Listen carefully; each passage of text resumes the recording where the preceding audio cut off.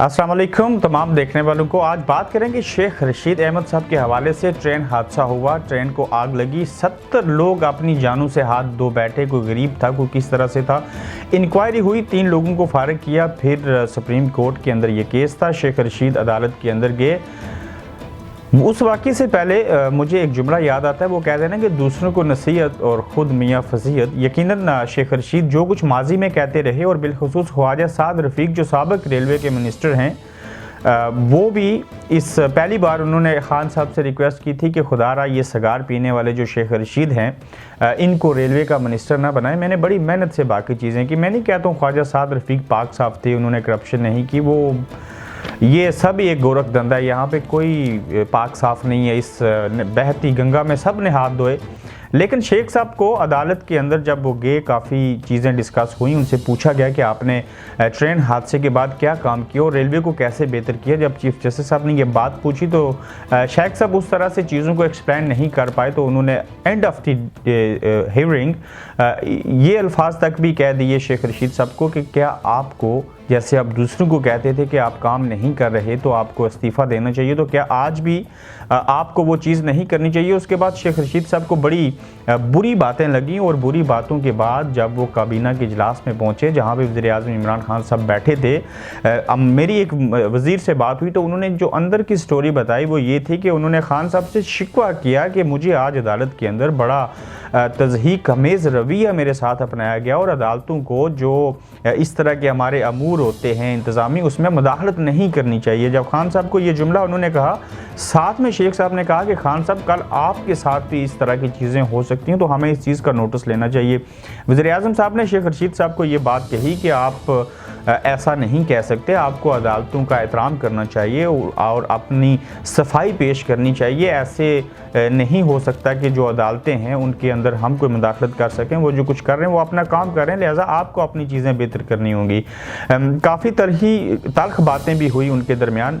शेख साहब के गिले शिकवे अपनी जगह के ऊपर से खान साहब ने कहा कि जहाँ पे अदालतों का एहतराम करना है वहीं पे हमें मिस गाइड किया जा रहा है। जो माशी मामलात हैं, हमारे बाकी चीज़ें हैं, उसको आगे ले जाने में हमें मुश्किलात हैं। और जो 5 हमारे माशी और ज़री एतबार से जो हमारे मिनिस्टर हैं उनको मिल बैठना चाहिए और इस चीज़ को बेहतर करना चाहिए। मैं इसके ऊपर भी बात करूंगा अगली वीडियो में कि खान साहब ने कितने अच्छे काम किए, बड़े पॉजिटिव, और जो आप कुछ करना चाहते हैं उसमें रुकावट कौन लोग हैं और इनको किस तरह की मुश्किल है। एक अच्छा भला इंसान मिला था जो प्राइम मिनिस्टर भी बन गया और उसको आज चलने नहीं दिया जा रहा। वो भी यही चाहते हैं कि एक और सियासतदान को भी हम नाकाम कर दें। ये एक बड़ी तवील स्टोरी है। लेकिन शेख रशीद साहब जो हैं, आप उनकी इस बात से अंदाज़ा लगाएं। हम भी देखते थे उनको कि बड़े ब्लंट किस्म के आदमी हैं, बड़ी सीधी सच्ची और खरी बात करते हैं, लेकिन जब अपने ऊपर आन पड़ी तो वो तमाम अल्फाज, वो तमाम लाइनें, वो तमाम असूल, सब चीज़ें भूल चुके हैं। एक दौर था, हम देखते थे नून लीग की जानब से 2 बड़े अजूबे थे, बड़े मस्खरे उनको मैं कह सकता हूँ, जिसमें तलाल चौधरी और दनियाल अजीज़। वो तो खैर आज नज़र नहीं आ रहे, लेकिन शेख रशीद साहब भी किसी तरह से कम नहीं थे। वो कहते थे जाओ, गिराओ, जलाओ, सब कुछ कर दो, मारो। और आज जिन चीज़ों के ऊपर वो तनकीद करते थे वही चीज़ें हुई, और वो वक्त आ गया कि उनको भी अदालत ने कहा कि आपको डेफिनेटली इस्तीफ़ा देना चाहिए। आपने क्या किया रेलवे के ज़रिए? टिकटॉक की कभी स्कैंडल उनके आते हैं, कभी टॉक शो में बैठे रहते हैं। और ख्वाजा साद रफ़ीक क्या कह रहे हैं, पहले ये थोड़ी सी चीज़ सुन लीजिए। ख्वाजा साद रफ़ीक ने दरअसल कहा क्या था और उसके ऊपर शेख साहब का रद्द अमल क्या है। वो शेख रशीद साहब हैं, वो मेरी मेहनत पे पानी फेरने के लिए आ गए हैं। आदमी आगे बैठ के, इसको कोई अकल ही नहीं है, और पता लगा है कि वहां पे जब बैठता है 6 मिनट के बाद सिगार पीना शुरू कर देता है और कंसंट्रेशन यानी तवज्जो खत्म हो जाती है। ट्रेन का निजाम भी बेहतर किया है, उसका रेवेन्यू भी बढ़ाया है। इस बात का क्रेडिट आप देंगे साबिक वजीर रेलवे को?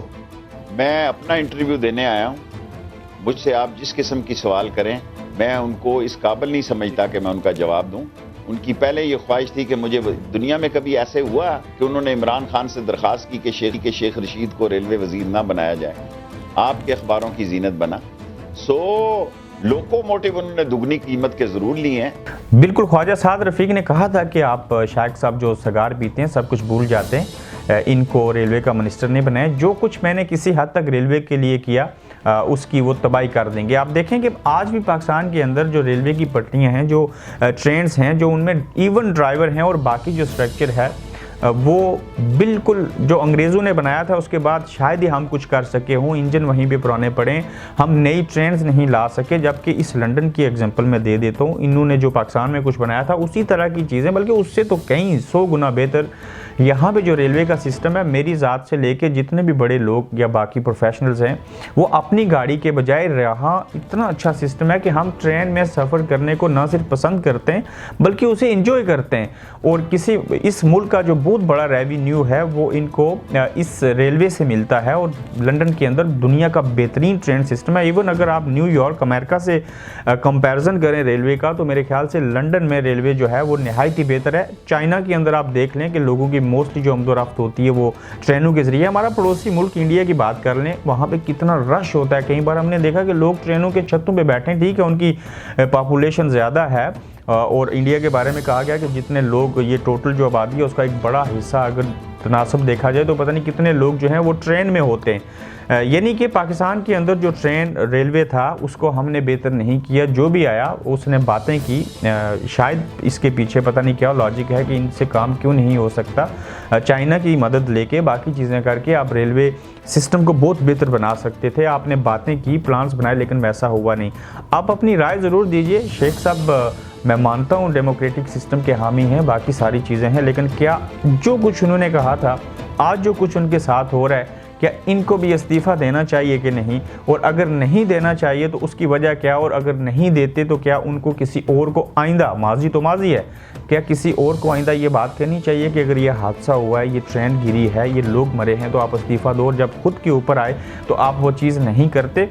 आज के दौर में कोई चीज़ ढकी छुपी नहीं रहती और सब कुछ सामने आ जाता है, फिर फैसला आप लोगों को करना होता है। अगली वीडियो में खान साहब की हुकूमत के पॉजिटिव जो पहलू हैं उसके ऊपर बात करेंगे और अंदर की चीज़ आपको बताऊंगा कि क्या वजह है कि वज़ीर आज़म साहब जो कुछ करना चाहते हैं वो नहीं कर पा रहे, उसकी वजह क्या, उनके साथ जो लोग हैं वो हैं, या कोई और इदारा है जो उनको नाकाम और नकारा साबित और एक नाकाम सियासतदान साबित करके करना चाहते हैं। अपना ख्याल रखिएगा, फीडबैक ज़रूर दीजिएगा। अल्लाह।